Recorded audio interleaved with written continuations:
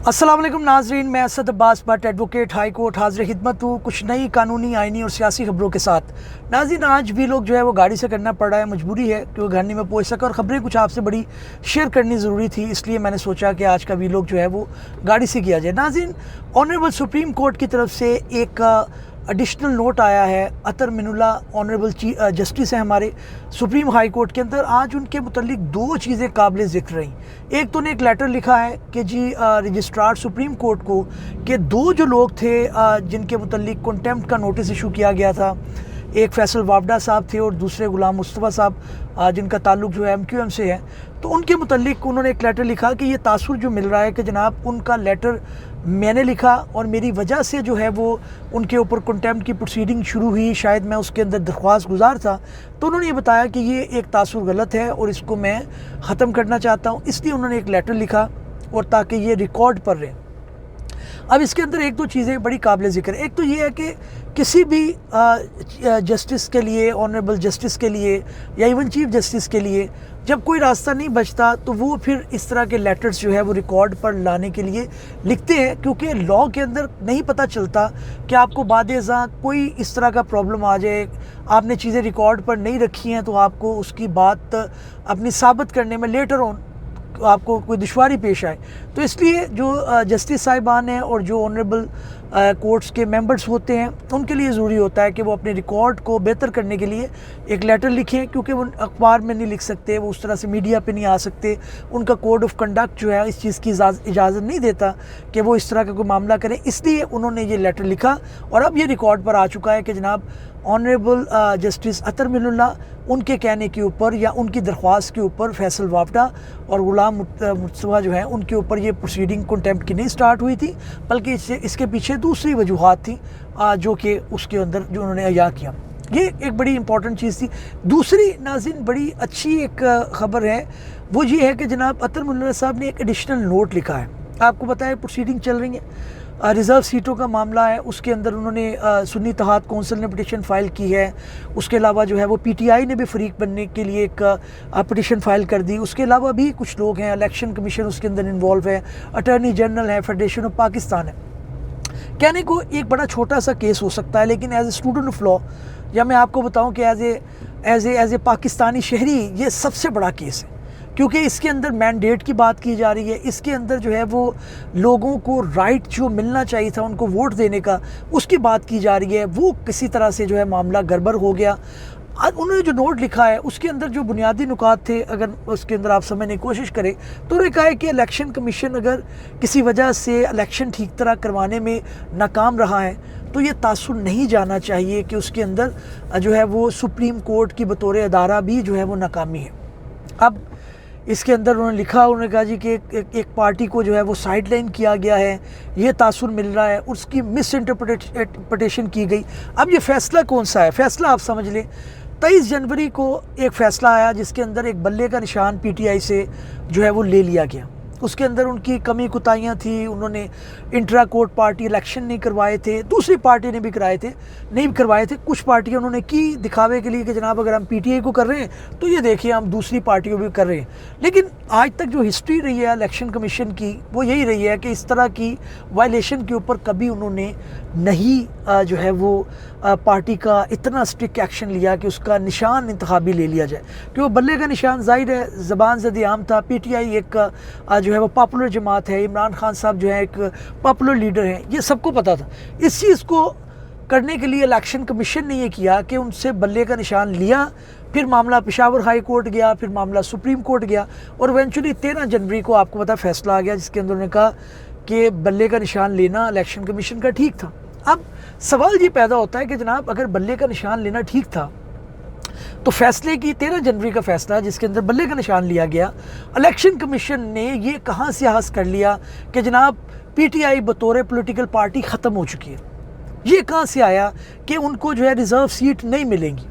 अब इसके अंदर अगर आप देखें कि सुन्नी इत्तेहाद कौंसिल ने एक एप्लीकेशन फ़ाइल की है जिसके अंदर उन्होंने कहा है कि जी बे पार्टी एक है, उसने एक सीट भी नहीं जीती थी लेकिन उनको भी रिज़र्व सीट मिली।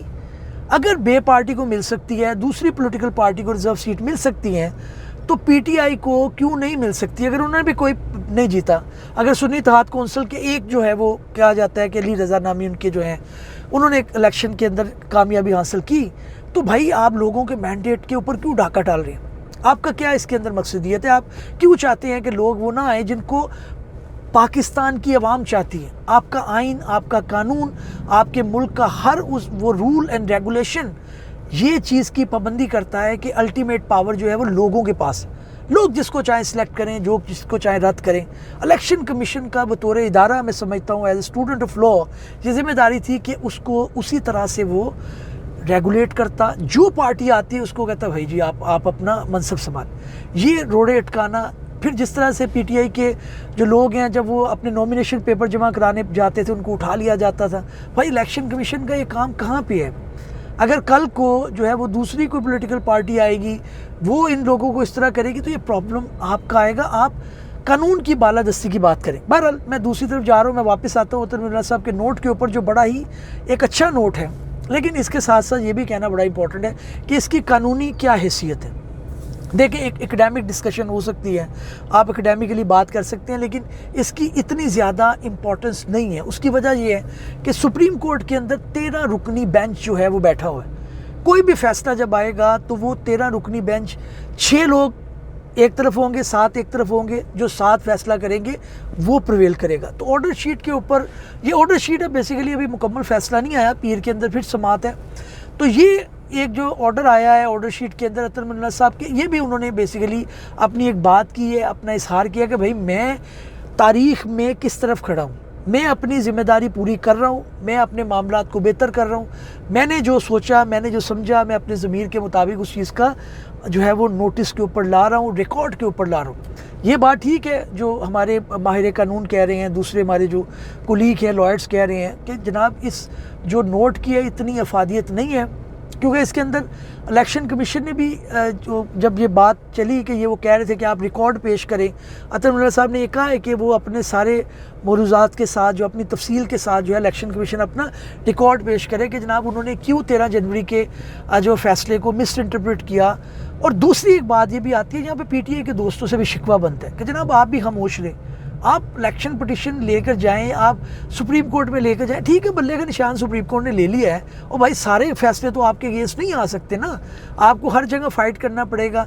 आपने टाइमली फ़ाइट नहीं किया, सुन्नी इत्तेहाद कौंसिल को आपने ज्वाइन कर लिया, वो किसी ने आपको ज़बरदस्ती नहीं करवाया, आपने खुद किया। तो ये कुछ कमी कुताहियाँ कुछ लीगल टीम के ऊपर भी वर्किंग होने वाली। ज़ाहिर है इमरान खान साहब अंदर हैं, उस तरह से चीज़ों को मैनेज नहीं कर पा रहे होंगे, उनके ऊपर अपने भी मुकदमात हैं, लेकिन इसके बावजूद मैं समझता हूँ कि जो लीगल टीम वहाँ पर काम कर रही है उनको हर इंटरप्रटेशन के ख़िलाफ़ जो कि उनको लगता है कि उनके राइट के ऊपर डाका है, उनके ऊपर कोई मसला आ रहा है, उनके ऊपर कोई गलत बात हो रही है, भाई जाएँ हाई कोर्ट्स में जाएं, सुप्रीम कोर्ट में जाएं, रिलीफ मिलता नहीं मिलता आवाम को पता चलता जाए। क्योंकि देखिए हालात अब बहुत ज़्यादा चेंज हो चुके हैं। कभी भी नहीं हुआ था कि जनाब इस तरह से मामला चल रहा हो कि आपकी प्रोसीडिंग जो है सुप्रीम कोर्ट से बराह रास्त दिखाई जा रही हो, लोग शऊर उनको मिल रहा है, उनको लीगल प्रोसीडिंग का पता चल रहा है। हमें एज ए लॉयर जो है बहुत सारी चीज़ें सीखने को मिल रही हैं। सलमान अकरम राजा साहब कल बहस कर रहे थे, एज ए लॉयर मैंने बहुत कुछ सीखा कि जब कोर्ट आपको अटैक कर रही हो, डिफरेंट क्वेश्चन पूछ रही हो, आपकी लफाजी क्या होनी चाहिए, आपकी बॉडी लैंग्वेज क्या होनी चाहिए, आपने स्माइल कहाँ पे देना है, आपने मुस्कुरा के चीज़ों को रद्द कहाँ पे करना है, फिर जो जज आपका बात सुन रहा है उसकी तरफ आपने कैसे आई कॉन्टैक्ट करना है। तो ये बड़ी चीज़ें अच्छी हो रही है, बतौर नेशन हम मेच्योर हो रहे हैं। किसी भी मुल्क के अंदर ऐसा नहीं हुआ कि आपको प्लेट में अंदर रख कर जो है वो आपको दे दिया जाए कि जनाब देखें ये जमहूरियत है। नहीं, फ़ाइट करना पड़ेगी, अपने राइट के लिए आपको उठना पड़ेगा। ये नहीं तलवार हाथ में उठा ले। मैं 9 मई के वाक़यात के पर्सनली बहुत खिलाफ हूँ, लेकिन लिखें, पढ़ें, बोलें, डिस्कशन करें। जिस माशरे के अंदर बात करना बंद हो जाती है वो मुंजमद हो जाता है, वहाँ पर तबाही जो है वो नागुज़ीर हो जाती है। बोलते नहीं, काम की बात बोलें, कानून के दायरे में रह के बात बोलें, इदारों को मलाइन ना करें। हाँ, आप अपना सुप्रीम कोर्ट का जो ऑर्डर आता है उसको आप इंटेलेक्चुअली डिस्कस करें, उसको आप अप्रिशिएट करें, उसके अंदर जो अच्छी बात है उसको पजीराई करें, जो गलत बात है उसके अंदर आप तरीके के साथ बताएं कि जनाब ये इस कानून, इस लॉ के तहत ये गलत है। तो ये जनाब अतर मिन्नत साहब का नोट एक आ गया, बड़ा इंपॉर्टेंट है।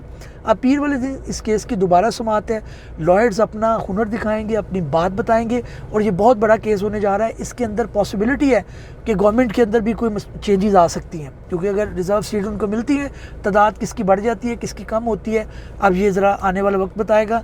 उम्मीद है नाज़रीन हमारी ये कोशिश आपको पसंद आई होगी। नए व्लॉग में हाजिर खिदमत होते हैं। अल्लाह हाफिज़।